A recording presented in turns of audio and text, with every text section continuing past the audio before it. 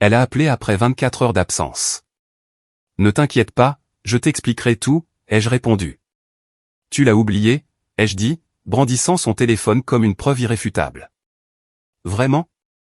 Tu as oublié ton téléphone pendant toute une nuit dehors? Nathalie n'a même pas sourcillé. Elle se tenait près de l'évier de la cuisine dans sa robe de chambre en soie, séchant un verre à vin comme si nous étions encore ce couple parfaitement heureux d'il y a des années. Pas de panique, pas de culpabilité, juste de la sérénité. J'étais avec Mandy et les filles, Ethan, dit-elle calmement, d'une voix égale. On a bu, on a ri. J'ai dû le laisser en charge. Non, ai-je dit en m'avançant, la voix brisée. Tu ne l'as pas laissé en charge. Tu l'as laissé dans le tiroir de la table de nuit, sous ton vieil agenda, caché. Elle a marqué une pause, un battement de trop. Puis est venu le soupir, cette expiration familière et condescendante qu'elle avait quand elle voulait me faire passer pour un fou. Elle a posé le verre. En sommes-nous vraiment arrivés là, dit-elle. Toi, fouillant dans les tiroirs à la recherche de crimes. Je ne cherchais pas un crime, ai-je rétorqué. Je cherchais mes boutons de manchette. J'ai trouvé autre chose. Elle a ri doucement. Une petite chose haletante et amère. Tu sais, tu as toujours eu ce regard quand tu perds le contrôle. Comme si ton monde entier était un château de cartes dans le vent. Ethan, je suis sorti boire un verre avec Mandy. C'est tout. Alors pourquoi est-ce que ça semble si répété, ai-je lâché? Pourquoi chaque mot qui sort de ta bouche sonne-t-il comme une performance? Ça a touché un point sensible. Ses yeux ont flamboyé pendant une fraction de seconde. Puis elle a croisé les bras. Posture défensive. Du Nathalie tout craché. Parce que j'en ai fini avec les accusations, dit-elle. Je suis épuisé, Ethan. Tu remets tout en question maintenant. Mon ton, mes textos, où je vais. Est-ce que tu t'entends seulement? Je m'entends très bien, ai-je dit. Je ne t'entends juste pas dire la vérité. La vérité, s'est-elle moquée. Tu veux la vérité? La vérité, c'est que tu te comportes comme un chien de garde depuis des mois, traquant mes mouvements, épiant chaque regard sur mon téléphone comme si j'étais une prisonnière sous surveillance. C'est toxique. Oh, je suis toxique, ai-je failli rire. C'est un comble, venant de la femme qui a fait carrière dans la comédie. Elle a fait un pas de plus. Ses yeux étaient humides, mais pas de larmes. De la colère. De la glace. Je laisse mon téléphone à la maison une fois, et soudain je suis la méchante. Ethan, peut-être que je voulais juste une soirée sans être surveillé. Une soirée sans moi, ai-je corrigé. Silence. C'était la véritable rupture de la digue. Ses lèvres se sont pincées, la mâchoire serrée. Elle a détourné le regard et, pour la première fois de la nuit, elle n'a pas nié. Et ce silence, il m'en a dit plus que n'importe quelle excuse qu'elle aurait pu fabriquer. J'ai baissé la voix, non pas parce que j'étais calme, mais parce que je ne savais pas ce qui pourrait en sortir si je laissais le volume monter. Je voulais te croire, ai-je dit. Je voulais être le mari qui hausse les épaules, qui fait confiance. Mais tu savais que je le remarquerais. C'est pour ça que tu as caché le téléphone. Tu ne l'as pas oublié. Tu l'as abandonné. Elle s'est adossée au comptoir, les yeux fixés sur le sol. Tu pars en vrille. Non, ai-je dit. Je suis en train de me réveiller. Le vent dehors a fait vibrer la fenêtre. Pendant une seconde, j'ai eu l'impression que même la maison retenait son souffle. Notre maison de banlieue, notre cuisine impeccable, nos comptoirs propres, me sont soudain parus étrangers, comme si j'étais entré dans la vie de quelqu'un d'autre et que j'avais trouvé une inconnue portant le visage de ma femme. Je ne criais pas. Je ne pleurais pas. Mais quelque chose en moi avait changé. Elle a attrapé le vin, a versé un verre avec des doigts tremblants. Peut-être, a-t-elle marmonné. Si tu n'étais pas toujours si. Dis-le, les jeux défiés. Elle a arrêté de verser, m'a fixé. Si tu n'étais pas toujours si nécessiteux. Ça a fait mal. Ma poitrine s'est physiquement contractée, et j'ai alors réalisé quelque chose. Ce n'était pas seulement le téléphone. C'était l'érosion lente du respect, la corrosion quotidienne de la confiance. Elle ne l'avait pas oublié. Elle l'avait laissé. Et je ne cherchais plus de réponse. Je rassemblais des preuves. Je ne m'attendais pas à la sonnette. Il était à peine 10 heures du matin et je venais de m'asseoir avec mon café, encore en survêtement, l'ordinateur portable ouvert, essayant de me concentrer sur le travail. Je n'avais même pas répondu à mon premier email lorsque les coups se sont transformés en un poing martelant. La porte s'est ouverte à la volée avant que je puisse l'atteindre. Il n'a même pas attendu. Jake, le frère aîné de Nathalie, un M88, ex-joueur de baseball, gardant toujours cette carrure de linebacker, même si son tour de taille s'était arrondi et que ses cheveux avaient commencé à reculer. Il a fait irruption dans le salon comme un homme qui avait attendu toute sa vie une excuse pour donner un coup de poing. « Tu as complètement perdu la tête », a-t-il aboyé, pointant un doigt épais dans ma direction, accusé Nathalie de te tromper. « Sérieusement, Ethan, tu n'as même pas de preuves. » J'ai siroté mon café lentement, le faisant attendre ma réponse. « Bonjour, Jake. Je te sers une tasse, ou tu es juste ici pour répéter les répliques de toutes les mauvaises scènes de beau-frère jamais filmées ?» Cela n'a fait que l'énerver davantage. Il a fait un autre pas en avant, me dominant alors que j'étais assis sur le canapé. « Tu crois que c'est une blague ?» a-t-il lâché. « Elle m'a appelé hier soir, en sanglots. Elle a dit que tu l'avais coincée, interrogée comme une criminelle. Mais qu'est-ce qui ne va pas chez toi ? » Je me suis penché en arrière, calme, contrôlé. A-t-elle aussi mentionné la partie où elle a laissé son téléphone caché dans un tiroir avant de sortir pour une soirée entre filles ? Il a cligné des yeux. Une seule fois. Cette petite pause m'a tout dit, donc elle ne lui avait pas dit ça. Il a croisé les bras, essayant de reprendre le dessus. Même si elle l'a fait, ce n'est pas un crime. Tu l'étouffes depuis des mois. Elle a peur de respirer sans que tu la surveilles. Je me suis levé, pas vite, pas menaçant, juste lentement et sûrement, le café toujours à la main. Je me suis approché, lui laissant voir que je ne me dégonflais pas. Tu es entré ici en pensant que je crierais, que je m'agiterais, que j'agirais en coupable. Mais me voilà, Jake, debout dans la même maison que je paie, buvant le café que j'ai fait, sans me cacher, sans mentir. Il a ricané. Alors maintenant, tu es la victime. Non, ai-je dit platement. Je suis le mari qui dort à côté d'une femme qui est déjà partie. Pendant un instant, le seul son fut le tic-tac de l'horloge de la cuisine derrière nous. Les poings de Jake se sont serrés, puis relâchés. Il a secoué la tête. Tu te crois si malin ? Nathalie n'est pas comme ça. Elle t'aime. Je l'ai regardé droit dans les yeux. Alors peut-être qu'elle devrait me le dire à moi. Pas à toi. Ça l'a fait taire. Il a reculé, passant une main dans ses cheveux clairsemés, luttant visiblement pour recadrer son argument. C'est ma sœur, a-t-il dit, la voix plus basse maintenant. Si tu lui fais du mal, tu auras affaire à moi. Et si je la laisse continuer à me mentir, ai-je dit, je me ferai du mal à moi-même. Jake m'a regardé. M'a vraiment regardé. Et pour la première fois depuis qu'il a fait irruption, j'ai vu quelque chose vaciller derrière son indignation. Le doute, peut-être même la peur. Il savait que quelque chose ne collait pas. Pourtant, la fierté l'a emporté. Il s'est tourné vers la porte, lançant un dernier avertissement par-dessus son épaule. Tu veux faire exploser ton mariage ? Très bien, mais ne traîne pas son nom dans la boue juste parce que tu ne peux pas gérer ta propre insécurité. Il a ouvert la porte. Jake, ai-je dit. Il s'est arrêté. La prochaine fois que tu voudras défendre quelqu'un, assure-toi qu'il en vaille la peine. Il n'a pas répondu. La porte a claqué. Et juste comme ça, le salon est retombé dans le silence. Je me suis assis, j'ai repris mon ordinateur portable.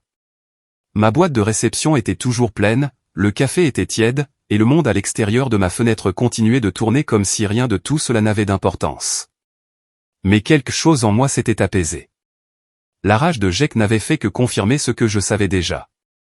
Elle n'avait pas peur de moi. Elle avait peur d'être découverte. Et maintenant, le jeu avait changé. Je ne la poursuivais plus. Je la regardais se défaire toute seule. Le soleil commençait tout juste à se coucher derrière les toits des voisins quand j'ai entendu le clic de ses talons dans le couloir. Je n'ai pas levé les yeux. Je suis resté sur le canapé, une jambe croisée sur l'autre, la télécommande à la main, un documentaire en sourdine en arrière-plan. Mais je ne le regardais pas. Pas vraiment. J'écoutais ses pas. Je les connaissais par cœur. Rapide, c'est quand elle était en retard. Lent, délibérés quand elle essayait de provoquer une réaction. Ce soir, ils étaient de la seconde catégorie. Nathalie s'est arrêtée dans l'encadrement de la porte, déjà habillée pour sortir. Cheveux bouclés, lèvres peintes, manteau noir, pochette rouge. Le genre d'effort qu'elle réservait autrefois pour les anniversaires.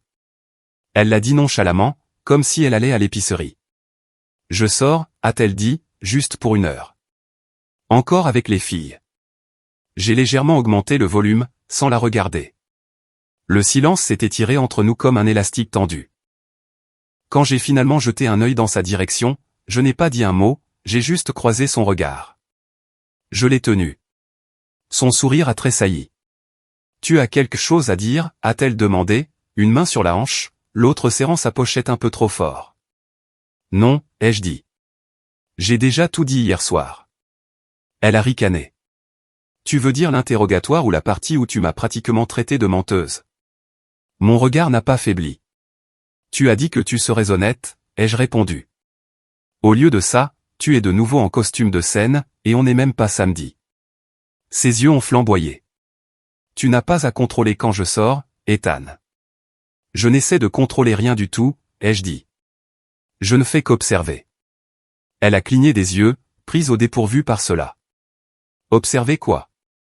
Je me suis levé, j'ai marché lentement vers la cuisine, j'ai posé ma tasse dans l'évier. Le léger cliquetis de la céramique était plus fort que sa voix. Combien de temps penses-tu pouvoir tenir comme ça, ai-je demandé sans me retourner. Sa voix a baissé d'1 octave. Froide, calculée. Je ne te dois pas un compte rendu minute par minute de ma vie. Non, ai-je dit, lui faisant de nouveau face. Mais tu te dois la vérité à toi-même. Elle a ri amèrement. Épargne-moi tes tirades poétiques, Ethan. Si tu penses que je te trompe, dis-le. Ne tourne pas autour du pot comme un martyr. Je me suis approché, assez près pour voir le petit pouls battre à son cou. Je ne pense plus, ai-je dit doucement. Je sais. Pendant une fraction de seconde, quelque chose a vacillé dans ses yeux. La panique? Non. La maîtrise. Elle jouait encore son rôle. Eh bien, a-t-elle dit, la voix tendue. Puisque tu as déjà décidé, je suppose qu'il n'y a plus rien à discuter. Elle s'est retournée et a saisi la poignée de la porte. Je serai de retour dans 1 heure. Prends ton temps, ai-je dit. Elle s'est figée. Juste un instant. Puis elle a ouvert la porte et est sortie. Pas de claquement cette fois. Juste le clic silencieux d'un mariage qui se défait. Je suis resté dans le couloir, fixant la porte qu'elle venait de fermer et j'ai ressenti quelque chose que je n'avais pas ressenti depuis des semaines. La clarté. Elle était en train de s'effondrer et elle ne le savait même pas encore. Le centre-ville de Denver scintillait comme un mensonge. Brillant, bruyant, vivant. Le genre d'endroit où les secrets se fondent dans la musique et où personne ne regarde de trop près ce que font les autres. Je me suis garé à 2 rues de là. Je ne voulais pas risquer d'être vu. Sa voiture était déjà là. Je suis resté assis dans ma camionnette pendant quelques minutes, le moteur éteint, les doigts serrés sur le volant. La lueur néon de l'enseigne du club pulsait en rouge sur le pare-brise. Eclipse Lounge. Je n'y étais jamais entré, mais j'avais vu les photos en ligne. Canapé en velours, lumière tamisée, loge VIP derrière des rideaux transparents. Le genre d'endroit où l'on emmène quelqu'un avec qui on ne veut pas être vu en public. J'ai attendu encore 5 minutes avant de sortir. À l'intérieur, l'endroit était exactement ce à quoi je m'attendais, sombre, humide, rempli d'une musique qui cognait à travers le plancher. Il a fallu un moment à mes yeux pour s'adapter, mais une fois qu'ils l'ont fait, j'ai agi vite. J'ai trouvé une table dans un coin, à l'écart, cachée. Je n'ai rien commandé. J'ai juste observé. Et après 10 minutes, je l'ai vue. Nathalie. Elle n'était pas avec Mandy. Elle n'était nulle part près d'une soirée entre filles. Elle était à une table au fond, à moitié dans l'ombre. Mais je pouvais la voir assez clairement. Son rire, son langage corporel, ses mains glissant sur la table vers un homme que je n'avais jamais vu auparavant. Grand, soigné, une montre chère brillant alors qu'il se penchait vers elle. Mon cœur a commencé à battre la chamade, mais pas de rage, même pas de chagrin. C'était quelque chose de plus froid. La confirmation. Elle lui a dit quelque chose, et il a ri bruyamment, comme s'ils avaient partagé une blague qu'ils s'étaient déjà racontée. Ses doigts ont effleuré sa clavicule alors qu'elle se penchait, intime. Puis est venu le moment auquel je ne m'étais pas préparé. Elle est tombée à genoux devant lui. Pas longtemps, pas pour ce que vous pourriez penser, mais assez longtemps pour lui tenir les mains, le regarder comme s'il était son monde entier. C'est la façon dont son visage s'est adouci qui a tout changé. Cette expression vulnérable et ouverte que je n'avais pas vue depuis des mois. C'était pour moi, avant. Maintenant, c'était à lui. J'ai sorti mon téléphone, j'ai pris la photo, une seule image, sans flash, sans drame. C'était suffisant. Je n'ai pas bougé pendant encore 10 minutes. Je suis resté assis là, à la regarder. Elle ne m'a pas vu. Finalement, ils se sont levés. Elle a lissé son manteau. Il lui a embrassé la joue. Ils se sont dirigés ensemble vers la sortie arrière. J'ai attendu qu'il soit parti avant de me lever. Je ne tremblais pas. Je n'étais même pas en colère. Je me sentais fini, comme si quelqu'un avait enfin tourné la dernière page d'un livre que je faisais semblant de ne pas finir. Je suis sorti dans la nuit froide de Denver. L'air a frappé ma peau, vif, et pour la première fois depuis des semaines, je me suis senti complètement éveillé. La rue était calme. Ma camionnette était garée sous un lampadaire, la peinture brillant faiblement. Je suis monté, j'ai posé mon téléphone sur le tableau de bord et j'ai regardé la photo à nouveau. Nathalie à genoux, les mains jointes autour de celles d'un inconnu. Et ce regard, mon Dieu, ce regard. Je n'ai pas pleuré. Je n'ai pas crié. J'ai juste regardé, parce que maintenant il n'y avait plus de suppositions. Plus de disputes sur des téléphones oubliés ou des horaires suspects.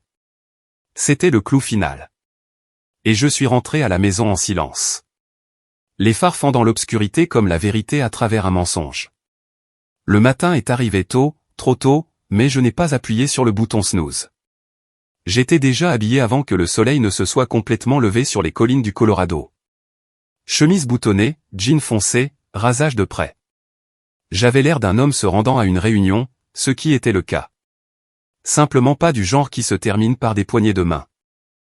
Les rues étaient encore calmes lorsque je suis entré dans le parking d'un immeuble quelconque, coincé entre un cabinet de dentiste et un préparateur fiscal.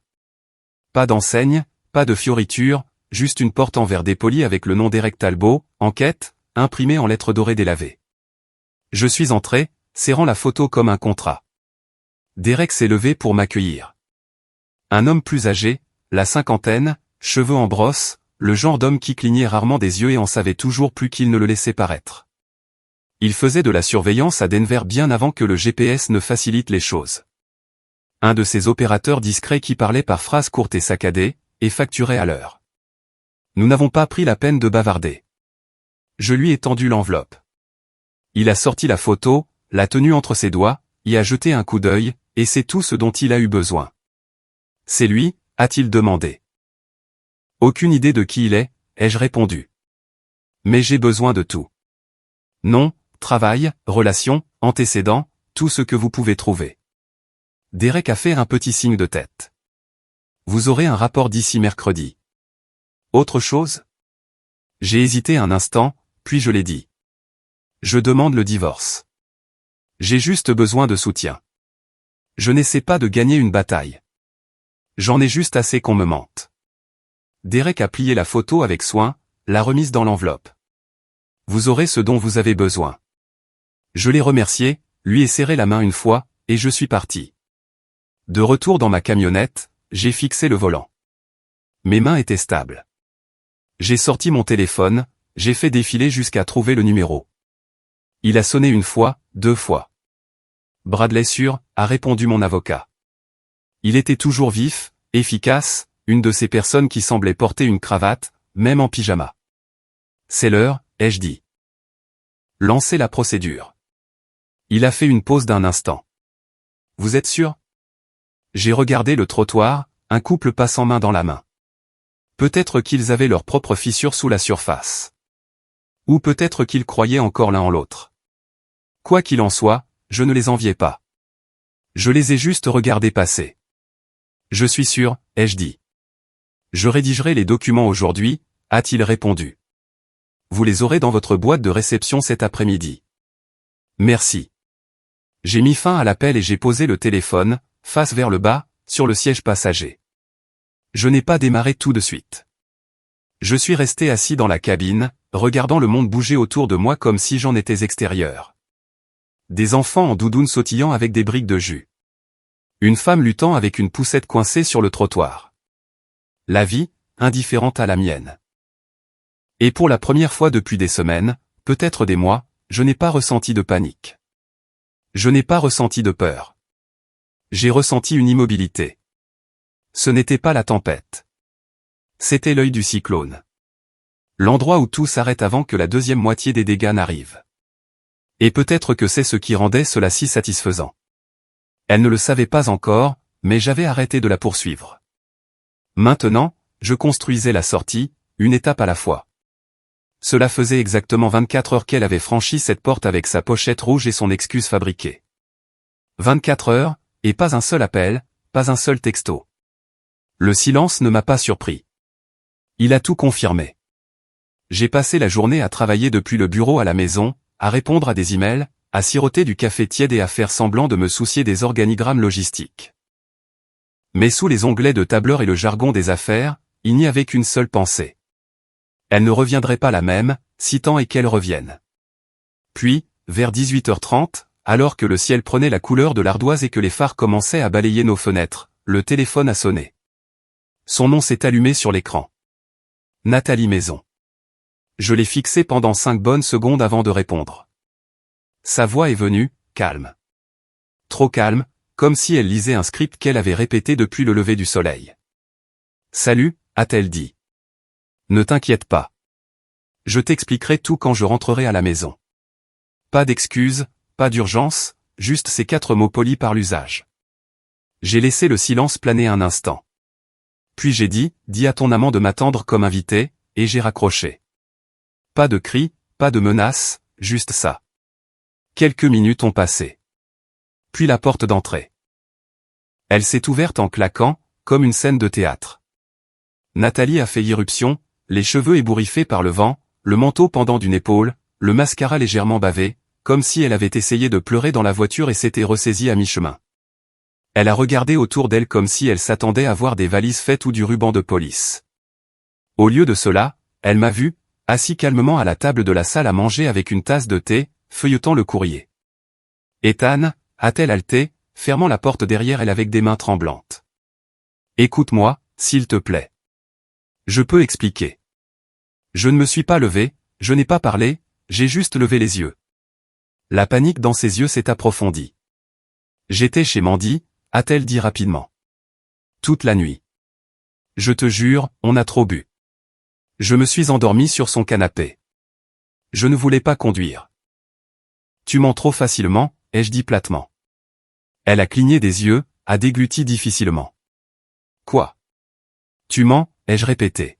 « Trop facilement.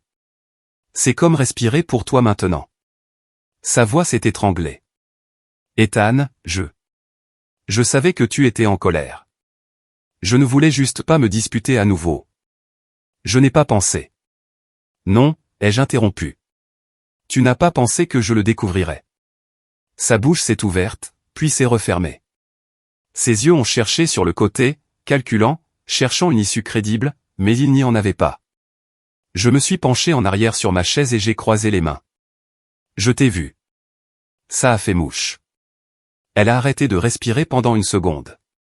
Ses épaules se sont tendues comme si elle avait été frappée. « J'ai tout vu », ai-je continué. Le club, lui, toi à genoux, tenant ses mains comme si tu le priais. Ce regard sur ton visage. Ses lèvres ont tremblé. « Non », a-t-elle murmuré. « Ce n'est pas. Ce n'était pas ce que ça avait l'air. » J'ai incliné la tête. « Et de quoi ça avait l'air, Nathalie ? Éclaire-moi. » Je le réconfortais, a-t-elle balbutié. « C'est juste un ami. Un ami proche. Il traverse une période difficile. Arrête. » Ma voix n'était pas forte. Elle n'en avait pas besoin. Elle s'est figée. « Je n'ai pas besoin d'autre histoire », ai-je dit. « Je n'ai pas besoin de la version éditée de ta trahison. » Elle s'est avancée, pleurant vraiment maintenant. le vrai genre. Celui qu'elle ne pouvait pas simuler. J'ai merdé, a-t-elle murmuré. Je sais. J'étais confuse. J'étais en colère. Je pensais que tu ne te souciais plus de moi. Et tu as trouvé quelqu'un d'autre qui s'en souciait. Elle n'a pas répondu. L'air dans la pièce s'est resserré comme si la maison elle-même retenait son souffle. Tu aurais pu me le dire, ai-je dit. Tu aurais pu me le dire quand les choses ont commencé à se briser. Mais au lieu de ça, tu m'as manipulé. Tu as laissé ton téléphone. Tu as fait l'idiote. Tu as impliqué ton frère pour défendre tes mensonges. Je ne voulais pas te perdre, a-t-elle crié soudainement. Mais tu l'avais déjà fait, ai-je dit. Et ça l'a brisé. Nathalie a laissé tomber son sac à main, s'est couvert le visage, et tombé à genoux comme si la gravité avait finalement gagné. Je vais arranger ça, a-t-elle étouffé. Je vais y mettre fin. Je vais couper les ponts avec lui. Je ferai n'importe quoi. S'il te plaît, Ethan, ne me quitte pas maintenant. Je me suis levé lentement, je suis passé devant sa forme effondrée, et j'ai ramassé l'enveloppe que j'avais laissée sur la table d'entrée, la laissant tomber à côté d'elle. Trop tard, ai-je dit.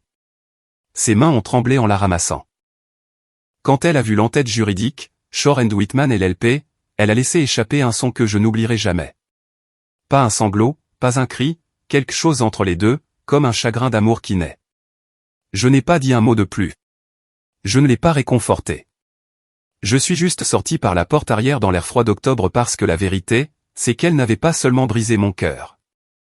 Elle avait brisé la version de moi qui serait restée. Et maintenant, j'étais quelqu'un de nouveau, quelqu'un qui ne demandait plus de réponse. Je n'avais jamais été dans un endroit comme celui-ci auparavant. Marcus vivait dans l'un de ces condos de grande hauteur du centre-ville. Mur de verre, finition en acier, le genre d'endroit qui dit « Je ne suis pas riche. Je suis au-dessus des riches. » Le concierge ne m'a pas arrêté. Je savais comment me déplacer comme si j'appartenais à l'endroit. L'ascenseur était trop silencieux. Mon pouls était régulier, mais le silence m'enveloppait comme une armure. Je savais déjà ce que je trouverais à l'étage. J'avais juste besoin qu'il me voie. Quand la porte s'est ouverte, j'ai descendu le couloir sans hésitation. Unité 2304, la dernière à gauche. La porte était légèrement entr'ouverte. Il ne s'était même pas donné la peine de la fermer à clé. Je l'ai poussée. Marcus était debout près de l'îlot, sirotant quelque chose dans un verre à whisky, encore en tenue de sport. Détendu, suffisant, inconscient. Jusqu'à ce qu'il me voie. Il s'est figé, la couleur se drainant de son visage en un instant. Qui ? Tu sais qui je suis, ai-je dit. Sa main a tremblé légèrement, le verre cliquetant contre le marbre alors qu'il le posait. Écoute, mec. Attends, je ne savais pas qu'elle était mariée. Je le jure devant Dieu, Nathalie ne me l'a jamais dit. Je suis entré, laissant la porte se refermer derrière moi. Tu ne savais pas, ai-je répété lentement. Elle n'a pas mentionné de mari, de maison, de vie. Elle a dit qu'elle était séparée, a-t-il balbutié, reculant comme si j'avais apporté une arme. Elle a dit que c'était fini avec toi. Je n'ai pas haussé la voix. Je ne me suis pas déplacé rapidement. Je l'ai juste examiné. Les baskets à la mode, la montre hors de prix, la peur, ça lui allait bien. J'ai pris une lente inspiration. Je ne suis pas ici pour faire une scène. Mais juste à ce moment-là, comme si l'univers voulait tester ma résolution, des sirènes ont hurlé à l'extérieur. Le bleu et le rouge ont clignoté au plafond. Des pneus ont crissé. Les yeux de Marcus se sont écarquillés. C'est quoi ce bordel ? Tu as appelé les flics ? J'ai secoué la tête une fois. Pas eu besoin. Un instant plus tard, on a frappé. Fort. Ferme. Officiel. Police de Denver. Ouvrez la porte. Marcus m'a regardé comme s'il voulait disparaître dans le sol. Mec, tu m'as piégé. Non, ai-je dit. Je suis juste entré. La porte s'est ouverte derrière moi. 2 officiers sont entrés, les mains sur leurs étuis. Monsieur, éloignez-vous du résident. J'ai levé les 2 paumes calmement, sans résister. Vous êtes ici pour moi, n'est-ce pas? Ils n'ont pas répondu. Ils n'en avaient pas besoin. Un officier s'est avancé et m'a menotté sans cérémonie. Vous êtes en état d'arrestation pour violation de propriété privée, a-t-il dit. Vous avez le droit de garder le silence. J'ai ignoré le reste. Marcus se tenait figé en arrière-plan, pâle, sans voix. J'ai regardé en arrière une fois avant qu'il ne me sorte. Tu aurais dû vérifier si elle portait une bague, ai-je dit. Ses lèvres se sont séparées, mais rien n'est sorti. Ils m'ont escorté dans le couloir, dans l'ascenseur, et dans la voiture de patrouille qui attendait sur le trottoir. Je ne me suis pas débattu. Je n'ai pas dit un mot. Alors que les portes se fermaient et que la ville défilait floue par la fenêtre, j'ai regardé droit devant moi. Ce n'était pas une défaite. C'était une symétrie. Elle m'a emmené en enfer et j'ai apporté un miroir. Les néons bourdonnaient au-dessus de ma tête, donnant à tout dans le commissariat une teinte jaune maladive. Le bureau d'enregistrement sentait le vieux café et le plastique. Un officier avec un presse-papier m'a à peine jeté un regard alors qu'il commençait à poser des questions d'un ton qui suggérait qu'il les avait posées 1000 fois. Nom complet? Ethan Cole. Date de naissance? J'ai répondu calmement, clairement. Pas d'agressivité dans ma voix. Pas de résistance dans ma posture. Ils m'ont pris mes empreintes, la photo obligatoire, puis m'ont conduit dans un couloir jusqu'à un banc d'attente juste à l'extérieur des salles d'interrogatoire. Je me suis assis, les mains posées nonchalamment sur mes genoux, regardant une dalle de plafond tachée et écoutant le bourdonnement sourd des conversations à travers les murs. Un jeune officier est passé devant moi 2 fois, me lançant à chaque fois un regard de côté comme s'il s'attendait à ce que je craque, que je me déchaîne contre les menottes ou que je crache des insultes. Mais je ne leur ai pas donné ça. Je n'étais pas là pour faire un spectacle. J'étais là pour clore un chapitre. Finalement, une femme petite et vive en uniforme s'est approchée. Sergent-major, début de la quarantaine. Précise. Son expression disait qu'elle avait vu assez d'hommes brisés pour en reconnaître un quand elle en voyait un. Vous êtes accusé de violation de propriété privée et de trouble à l'ordre public, des délits mineurs, a-t-elle dit sèchement, feuilletant le rapport. Le propriétaire n'a pas porté plainte pour agression, ce qui joue en votre faveur. Parce que je ne l'ai pas touché, ai-je dit. Elle n'a pas levé les yeux. Vous êtes quand même entré sans consentement. Et le voisin qui a appelé a dit que vous aviez l'air agité et menaçant. Vous avez de la chance qu'on n'ait pas ajouté tentative d'intimidation. J'ai hoché la tête une fois. Compris. Elle a finalement levé les yeux, scrutant mon visage. Vous prenez ça bien. Je suis coupable, ai-je dit. Inutile de faire semblant d'être surpris d'être pris. Mayor a fait une pause. Elle n'a pas écrit ça. Vous voulez un avocat? Il est déjà en route. Je ne bluffais pas 30 minutes plus tard, Bradley est entré, mallette à la main, la cravate seulement légèrement de travers. Son calme était du genre professionnel, celui qui pouvait désarmer un jury d'un sourire narquois. Monsieur Cole, a-t-il salué, s'asseyant sur la chaise en face de moi dans l'une des salles privées. Ils m'ont dit que ça pourrait être coloré. Il semble qu'ils avaient raison. Il a ouvert son dossier et a jeté un coup d'œil aux accusations. Délit mineur, violation de propriété, délit mineur, trouble à l'ordre public. On est dans les années 50 ou quoi? J'ai souri. Apparemment, j'ai fait des vagues. Plus que des vagues, a-t-il marmonné en tapotant le rapport. Vous avez fait éclater la bulle tranquille de la classe supérieure. Il n'aime vraiment pas ça. Il s'est penché en arrière. Vous n'avez blessé personne, n'est-ce pas? Pas de menaces, de cris. Même pas ça. Alors c'est gérable. Première infraction, casier vierge. Vous écoperez de travaux d'intérêt général ou d'une amende. Probablement les deux. Ça aurait pu être pire. Je n'ai pas parlé. Bradley m'a étudié un instant. Vous n'êtes pas contrarié, a-t-il dit finalement. Non. Vous avez planifié ça. Disons simplement, ai-je dit lentement, que j'ai arrêté d'attendre que la vérité vienne à moi. Ses yeux se sont légèrement plissés, puis il a hoché la tête. Très bien, je m'en occupe à partir de maintenant. Nous sommes sortis de la pièce. Les officiers étaient plus calmes maintenant, me regardant comme si j'étais soit une bombe à retardement, soit une grenade non explosée, mais je n'étais ni l'un ni l'autre. J'étais le calme après l'explosion. Et il y a quelque chose de déconcertant chez un homme qui a déjà accepté les conséquences. Bradley a parlé à Mayor, a remis quelques documents, a échangé des hochements de tête professionnels. C'était en train de se faire. Pas une crise de nerfs, pas un effondrement, juste un traitement. Un homme franchissant une ligne vers laquelle il avait été poussé. Pas à pas, angoissant. La porte d'entrée a cliqué doucement derrière moi. Pas de claquement, pas d'annonce, juste ce son silencieux d'un homme entrant dans ce qui était autrefois sa maison. Nathalie était dans la cuisine, penchée sur l'évier comme si elle y avait attendu toute la journée. Elle s'est retournée quand elle m'a entendu, les yeux écarquillés et cerclés de rouge. Pas de maquillage cette fois, pas de costume, juste elle, à vif et effilochée. Ethan, a-t-elle commencé, la voix déjà brisée. Je suis passé devant elle et j'ai posé mes clés sur le comptoir. Puis je me suis retourné et je l'ai regardé droit dans les yeux. J'ai été arrêté, ai-je dit. Elle a halté. Quoi? Quand? De quoi tu parles? Chez Marcus, ai-je continué. Ton ami. Je suis entré, j'ai dit 5 mots, et 10 minutes plus tard, j'étais menotté. Elle s'est agrippée au bord du comptoir, les jointures blanches.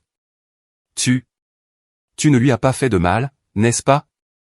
S'il te plaît, dis-moi. Non, je ne l'ai pas touché, mais quelqu'un a appelé les flics. Probablement son voisin. J'imagine que même les pantous ont des murs fins. Elle a ouvert la bouche pour parler, mais je l'ai coupée d'un geste de la main. Je ne suis pas rentré pour me disputer, ai-je dit. Je suis rentré pour te dire ce qui s'est passé. Elle a hoché la tête lentement, clignant des yeux avec force. D'accord, j'écoute. Je suis allé dans le salon, j'ai enlevé mon manteau, je me suis assis, avec la précision d'un chirurgien, je lui ai tout raconté. Le club, la photo, l'enquêteur, les documents juridiques, le poste de police, la conversation avec mon avocat, les accusations. J'ai tout déballé. Pas d'émotion, pas de commentaires, juste des faits. Quand j'ai eu fini, elle se tenait figée dans la cuisine, comme si son âme avait été aspirée hors de son corps. Les larmes ont recommencé à couler. Je ne voulais pas que ça aille aussi loin, a-t-elle murmuré. C'était stupide. J'étais perdu. Je pensais que tu ne te souciais plus de moi. Tu pensais mal, ai-je dit platement. Sa main a instinctivement cherché la mienne, et j'ai reculé. Elle ressemblait à une femme se noyant en eau peu profonde. Ethan, s'il te plaît, a-t-elle dit. Je vais arranger ça. J'irai en thérapie. Je couperai les ponts avec Marcus. Je lui ai déjà dit que c'était fini, mais je le redirai. Son téléphone a sonné. Nous nous sommes tous les deux figés. Elle a regardé l'écran. C'était lui. Elle a décroché avec hésitation. Marcus. Je suis resté immobile, à regarder. Sa voix s'est brisée. Non, je lui ai tout dit. Je jure que j'arrête. Elle a écouté. Puis le dernier brin de lumière dans ses yeux s'est éteint. Comment ça, tu as fini, a-t-elle dit doucement. Marcus, s'il te plaît, laisse-moi juste. Une autre pause. Bloqué, a-t-elle fait écho. Pourquoi? Et puis la ligne a été coupée. Son bras est tombé à son côté. Elle n'a pas parlé. Elle est restée là, dans les décombres. Ce n'était pas seulement que Marcus avait mis fin à la relation. C'était qu'elle avait brûlé tous les ponts et s'était quand même retrouvée seule. Elle s'est tournée vers moi, la bouche ouverte, la poitrine haletante. Je n'ai plus rien, a-t-elle murmuré. Tu me détestes. Il est parti. Mon frère ne répond même plus à mes appels. C'est toi qui as choisi ça, ai-je dit. Sa voix s'est brisée en un cri. Je n'ai pas choisi de tout perdre. Non, ai-je répondu, calme comme un couteau.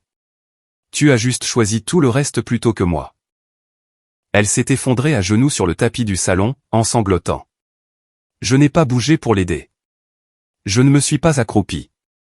Je ne l'ai pas touché. Je suis resté là et j'ai regardé.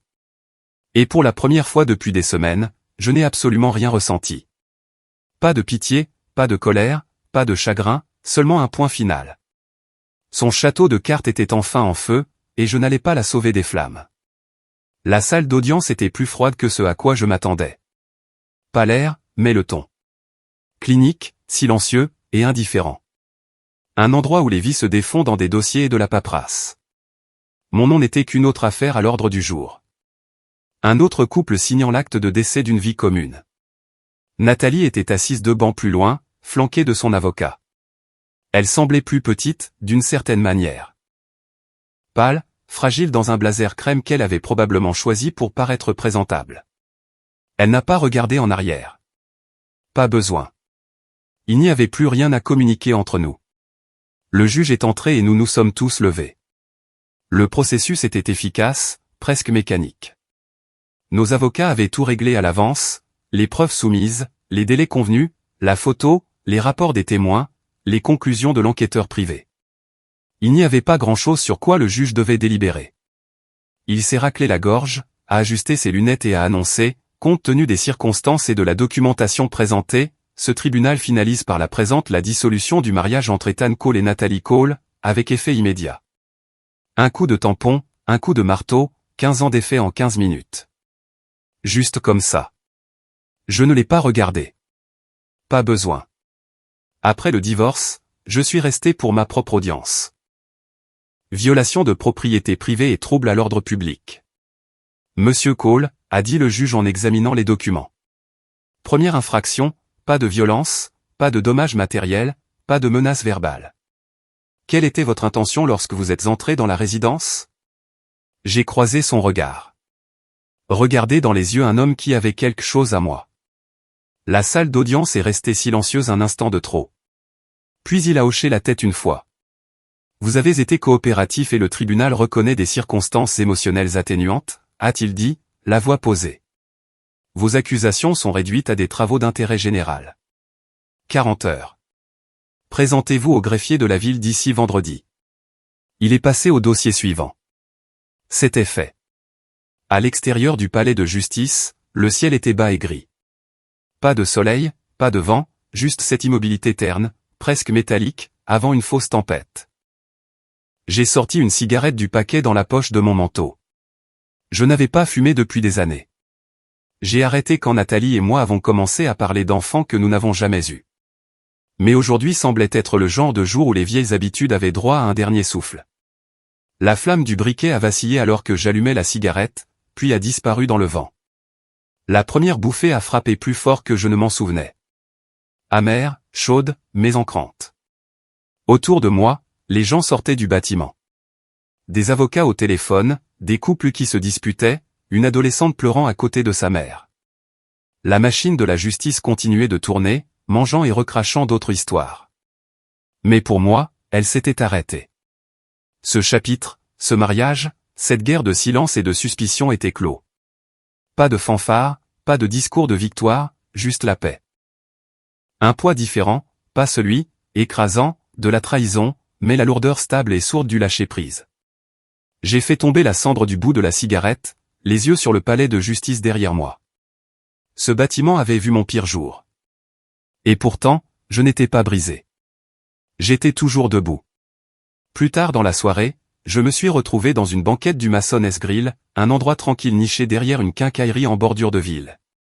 Mur en briques, siège en cuir usé. Le genre d'endroit où tout le monde commande des hamburgers et où personne ne se soucie de qui vous étiez avant. Tom était déjà là quand je suis arrivé. Un vieil ami de l'université. Le genre de type qui portait le sarcasme comme une seconde peau. À côté de lui était assis Bradley, mon avocat, fraîchement sorti du palais de justice avec sa cravate légèrement desserrée et une bière à la main. Regardez ce que le système judiciaire a ramené, a souri Tom alors que je me glissais dans la banquette. Bradley a levé son verre. À la survie au divorce et à l'évitement de la prison. Un combo rare. J'ai souri et hoché la tête. Je bois à ça. La serveuse a pris nos commandes. Rien d'extraordinaire. Juste des ailes de poulet, des frites, des hamburgers, un pichet de quelque chose de froid. Pour la première fois depuis des semaines, je ne balayais pas la pièce du regard, je ne surveillais pas la porte, je respirais simplement. Alors, a dit Tom, se penchant avec un sourire narquois. Tu t'es vraiment pris pour Liam Neeson, hein? Tu as retrouvé le type, pris d'assaut l'appartement. J'ai haussé les épaules. Plutôt une visite silencieuse. Bradley a gloussé. Silencieuse mais perturbatrice. Vous avez fait une sacrée impression. J'ai haussé un sourcil. C'est drôle, il n'a pas porté plainte. Bradley s'est penché en arrière, s'essuyant la bouche avec une serviette. C'est parce que ce n'est pas lui qui a appelé les flics. J'ai fait une pause en plein milieu d'une bouchée. Quoi? Bradley a hoché la tête, appréciant clairement la révélation. Un voisin a signalé. Il a dit que quelqu'un avait fait irruption dans l'immeuble avec l'air d'un mari dans une scène de film. C'est une citation directe, au passage. Tom a éclaté de rire. Tu t'es fait arrêter parce que tu avais l'air de sortir d'un film. Apparemment, ai-je dit en secouant la tête. Logique. Bradley s'est penché en avant, à moitié en plaisantant. La prochaine fois, apporte des fleurs, pas des poings, a ajouté Tom. Ou au moins, porte un sweat à capuche et des lunettes de soleil si tu agis en solo. Nous avons tous ri. Le genre de rire qui sort lentement est vrai. Le genre qui vient quand le poids est enfin retiré de votre poitrine. Je n'avais pas réalisé à quel point j'en avais besoin. Le dîner s'est prolongé jusqu'au dessert. La conversation s'est tournée vers le sport, les vieux road trips, les choses ridicules que nous faisions dans la vingtaine. Personne n'a mentionné Nathalie. Pas une seule fois, pas directement. Mais avant de partir, Bradley a levé son verre une dernière fois. À Ethan, a-t-il dit, qui s'est débarrassé 2 fois du personnage principal. Je l'ai regardé, puis j'ai regardé Tom, et pour la première fois depuis ce qui semblait une éternité, j'ai souri sans amertume. La liberté n'a jamais semblé aussi simple, ai-je dit. Et c'était la vérité. Pas de feu d'artifice, pas de montage dramatique, juste 3 hommes, une banquette en bois, et le son de quelque chose qui se terminait enfin. Dehors, le ciel était toujours couvert. Les lampadaires bourdonnaient, une brise traversait ma veste, pas vive, mais nette. Je suis sorti dans la nuit, j'ai allumé une autre cigarette et j'ai marché vers ma camionnette. Pas pour m'échapper, pas pour poursuivre, juste pour rentrer à la maison.